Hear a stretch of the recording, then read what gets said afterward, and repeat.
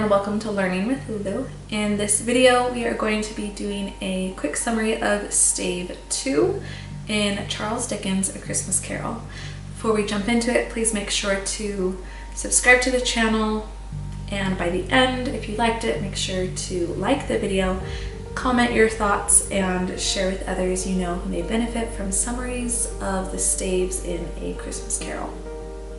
So, Stave 2, Scrooge wakes at midnight and he's confused. He is pretty sure that he went to bed after 2, that Marley's ghost visited him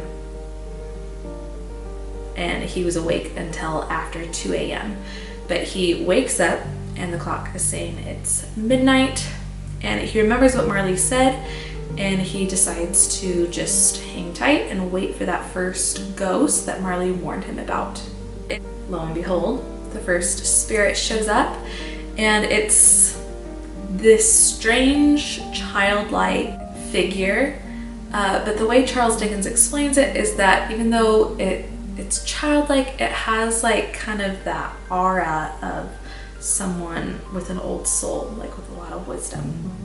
They are like, yep, I'm the ghost of Christmas past, and you're Scrooge, you are going to come with me. The way they're going to travel is essentially by flying through the air. I kind of picture it like an astral travel kind of thing.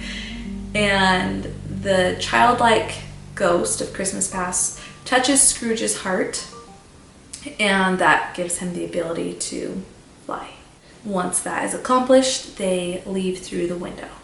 The first place the ghost of Christmas past takes Scrooge to is his old schoolyard where he attended, and schoolhouse where he attended school as a boy. Now, I shouldn't even say that he attended school. He was essentially raised there. What we see from this visit to Scrooge's past is that he wasn't even allowed home for the holidays. He spent many lonely hours, particularly over the holidays, at this schoolhouse. And that's what Scrooge is shown first. He sees himself as a young boy there alone over Christmas. They, being Scrooge and the ghost of Christmas past, kind of continue watching this depressing journey of Scrooge's Christmases there over time. It pauses and we see young Scrooge a little bit older, so still younger than he is now, still a young man, but a little bit older, and we see his sister come in.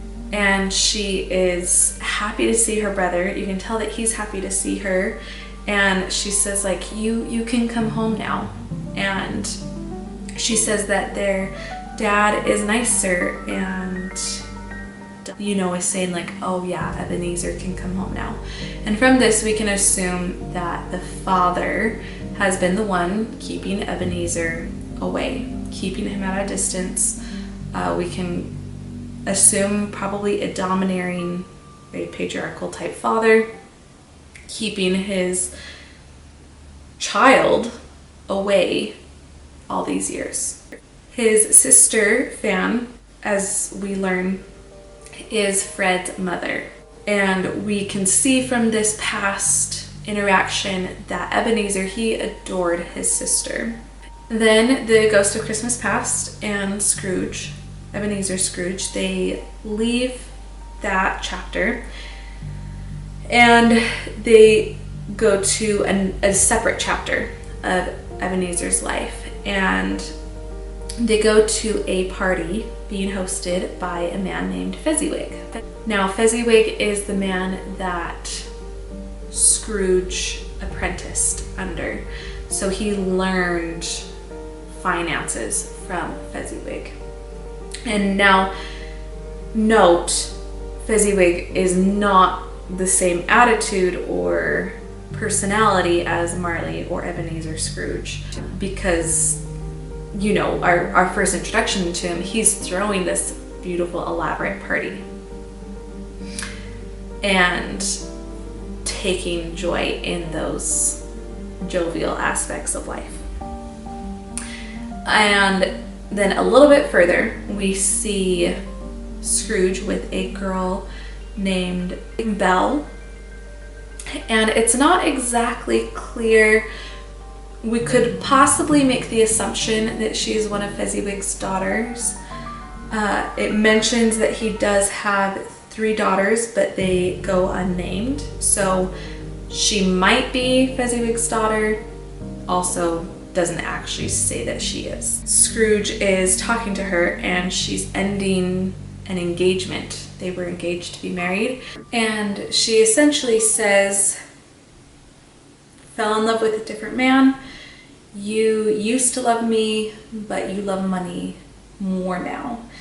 And that his love and passion for money is greater than his love and passion for her. Scrooge is then shown by the ghost a more recent Belle and an encounter, a conversation that she's having with her now husband.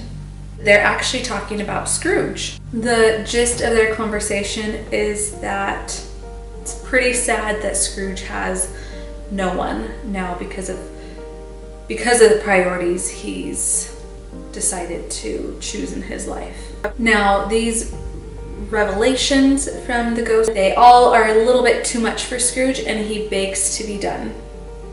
Now, at this part, the light that's emanating from the child's head becomes stronger. It's playing an important part right here. I don't know if I mentioned earlier that their head had like a light emanating from it, which is probably symbolizing how reflecting on our memories can illuminate the past, possibly. But Scrooge endeavors to cover the light emanating from the child's head, and then the light like floods down their body. And as it does so, as the light dims, then Scrooge is transported back to his bed, where once again he falls asleep.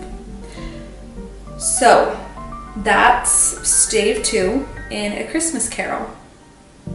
Now, if these videos are helping you, benefiting you in any way, make sure to like the video and subscribe to the channel and share with others that you know may find value in this content.